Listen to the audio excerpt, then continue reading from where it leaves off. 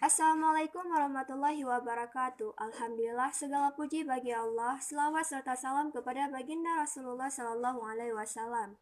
Kami dari kelompok 8, Ibu pembimbing kami, Ibu Nur Afni Safarina, SPC MPC. Nama saya Siti Nurhaliza dan 3 teman saya, Cut Nur Hasanah, Cut Razia Ilfarahmi, dan Amanah Pendes Deba Buang Manalu.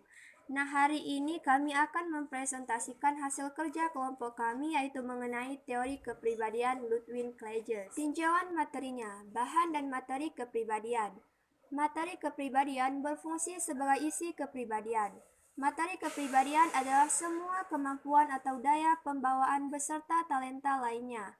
Materi kepribadian itu merupakan modal pertama secara kodrati untuk dipakai, dan perkembangan wujud dan kemampuan-kemampuan atau daya-daya kepribadian adalah ingatan dan daya mengenal kembali.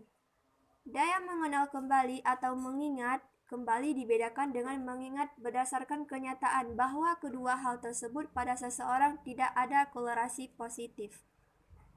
Kemudian ada perbedaan daya ingatan dan kenangan. Jenis mengenal kisah-kisah atau peristiwa-peristiwa yang berhubungan dengan perasaan dan aspek-aspek. Jenis benda-benda atau objek seseorang dapat dikenang penting dalam kaitan peristiwa-peristiwanya atau pada benda-bendanya itu sendiri. Menurut Kades, mengenang benda-benda itu lebih tajam daripada mengenang peristiwa-peristiwa. Klages memberikan pengertian tentang istilah struktur.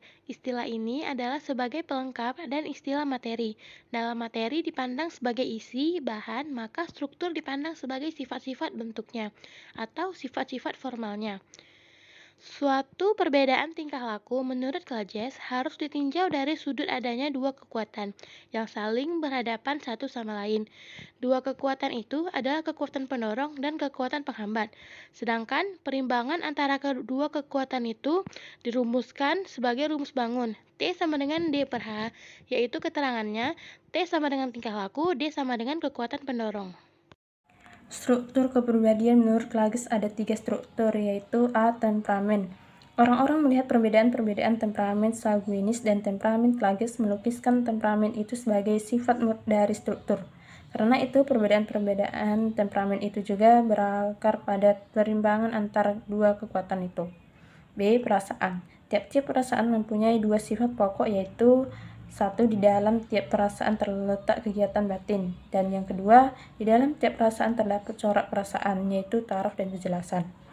Yang dimaksud kegiatan batin ialah daya untuk membeda-bedakan keinginan yang terkandung di dalam perasaan. Menurut Klages, dalam setiap perasaan itu terkandung keinginan, yaitu keinginan menerima dan menolak. C. Kualitas. Kualitas kepribadian sistem dorong-dorongan antara kemauan dan perasaan. Terjadilah perlawanan yang menjadi dasar daripada sistem dorong-dorongan dari Klages. Jadi, di dalam kepribadian terdapatlah dua prinsip pokok watak.